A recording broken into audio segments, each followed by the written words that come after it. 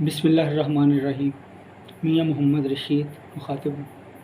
सबसे पहले आप तमाम दोस्तों का, भाइयों बहनों का शुक्रिया जिन्होंने कल की मेरी जो वीडियो थी उसको इतनी पजीराई दी और मेरे कहने पे लब्बैक कहा। और तकरीबन 400 के करीब दोस्त अब तक सब्सक्राइब कर चुके हैं इस चैनल को। तो ये बहुत बड़ी तादाद इस सेंस में है कि हमारे ज़्यादातर पेंशनर भाई जो हैं वो ज़्यादातर अनपढ़ लोगों पे मुश्तमिल हैं। 50% के करीब तकरीबन बेवा और ख़वातीन पे मुश्तमिल हैं। बाकियों के पास व्हाट्सएप वाले मोबाइल नहीं हैं, सादा मोबाइल हैं, इसलिए उनके साथ राब्ते में रहना एक बड़ा चैलेंज है। लेकिन शुक्र है कि 3 से 4 हज़ार तक पेंशनर मेरे राब्ते में हैं और जिनके पास व्हाट्सएप नहीं है वो आम मोबाइल पे मेरे से राब्ते में रहते हैं, मुझसे केसेस के मतलब तफसील पूछते रहते हैं। बहरहाल अल्लाह खैरियत रखे सबकी।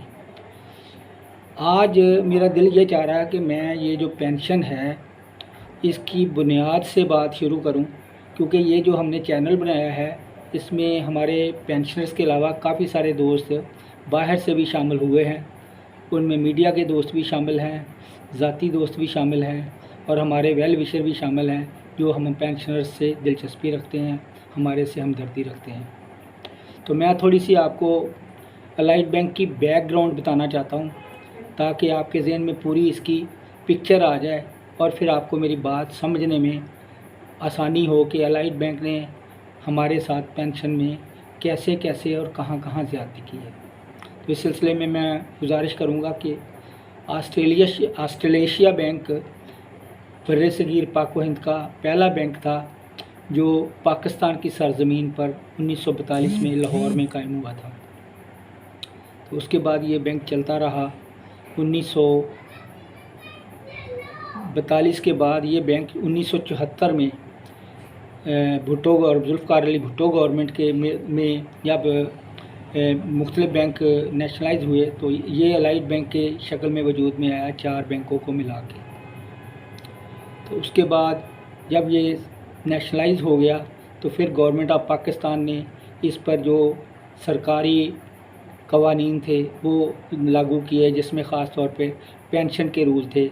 1977 में finance ministry government of Pakistan ने सर्कुलर निकाला था कि ये Allied Bank, Habib Bank, Muslim Commercial Bank, United Bank, National Bank, गर्ज ये 4-5 बैंक जो थे जो प्राइवेट से सरकारी अमलदारी में आए थे नेशनलाइजेशन की शक्ल में, इन पर उन्होंने गवर्नमेंट के पेंशन रूल्स लागू किए और कहा कि आइंदा के बाद इन बैंकों के मुलाजमीन भी सरकारी मुलाजम समझे जाएंगे और ये उसी तरीके से पेंशन के हकदार होंगे जैसे सरकारी मुलाजम होते हैं।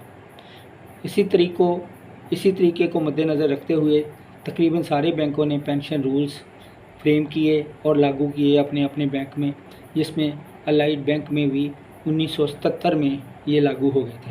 उसके बाद लोग बकायदा रिटायर होते रहे। सिर्फ जुल्म इन्होंने ये किया कि इसमें जो एनुअल राइजेस थी वो नहीं दी।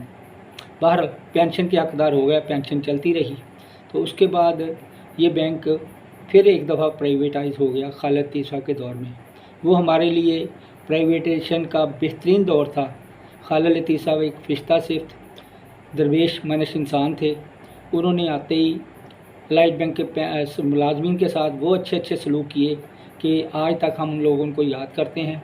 तो उसमें एक पेंशन रूल्स की रिवीजन भी थी जो उन्होंने गालबन 1992 में की थी और हमारी पेंशन गवर्नमेंट ऑफ पाकिस्तान से भी बढ़ा के तकरीबन 100% कर दी थी, जबकि गवर्नमेंट के मुलाजमीन की उस वक्त पेंशन का रेट 70% तक था। तो वो सिलसिला चला। तो उसके बाद वो बेचारे खुद सियासत का शिकार हो गए। उनको गैर कानूनी तौर से, गैर अखलाकी तरीके से हटाया गया और फिर सियासी तरीके से एक नया ग्रुप सामने आया जिसने आके अपनी मनमर्जियाँ की और इस बैंक को बुरी तरह से लूटा खसूटा। फिर उससे भी ना चला बैंक तो ये दोबारा फिर बैंक जो है फिर सरकारी अमलदारी में चला गया। गालबन 2001 की बात है। तो उसमें फिर उन्होंने मुख्तलिफ प्रेसिडेंट यहाँ पे पोस्ट किए, जिसमें सलीम शेख साहब भी थे और चौधरी रशीद साहब भी थे और आखिर में हमें वो खालिद शेरवानी की शक्ल में एक दरिंदा सिफ्त इंसान मिला जो यूनाइटेड बैंक से आया था, और यूनाइटेड बैंक में भी वो पेंशनर्स के शक्ल में ही लोगों का बेड़ा करके आया था, और उसने वही रूल जो थे वो ला के 2002 में हम पर लागू कर दिए। और वो रूल्स ऐसे थे कि माशाल्लाह सुबहान अल्लाह, उसमें ये लिखा हुआ था कि जी 2002 से आपकी पेंशन बंद की जा रही है। अब 1/7/2002 के बाद आपकी सर्विस जो है वो पेंशनेबल नहीं रहेगी। बस ये होगा कि आप 2002 तक की जितनी सर्विस है उसके पेंशन के हकदार होंगे, लेकिन ये पेंशन भी आपको तब मिलेगी जब आप रिटायरमेंट पे जाएंगे। उसकी मिसाल आप यूँ समझ लें कि जैसे मेरी 2002 में जो पेंशन बनी वो बनती थी 14,000 रुपये के करीब, उसकी आधी बनती थी 7,085 रुपये। तो मैं रिटायर हुआ हूँ जाके 30/4/2016 को, तो इन्होंने मेरी 30/4/16 को वो 7,085 या 86 रुपये वो लगाई जो मैं अब तक ले रहा हूँ। तो ये सर्कुलर गो बाद में मुख्तलिफ़ तरीके से चैलेंज हुआ, उसकी कहानी अलहदा है। बहरहाल मैं बात यहाँ तक ही रोकता हूँ कि इस पेंशन में इन्होंने हमारे साथ क्या क्या ज़्यादती की। और खालिस्तान ये गवर्नमेंट का दौर था, क्योंकि खालिद शेरवानी को शौकत काज़मी को हटाने के बाद इस बैंक को दोबारा स्टेट बैंक की निगरानी में दे दिया गया था, और स्टेट बैंक ने इसमें मुख्तलिफ प्रेसिडेंट आजमाए थे, जिसमें सलीम शेख, चौधरी रशीद और ये खालिद शेरवानी थे। फिर उन्होंने अपने अपने हिसाब से यहाँ पे किया, लेकिन पेंशन किसी ने नहीं बढ़ाई सिवाय रशीद चौधरी ने, जिसने एक दफ़ा गालिबन ये 99 की बात है 10% पेंशन बढ़ाई थी।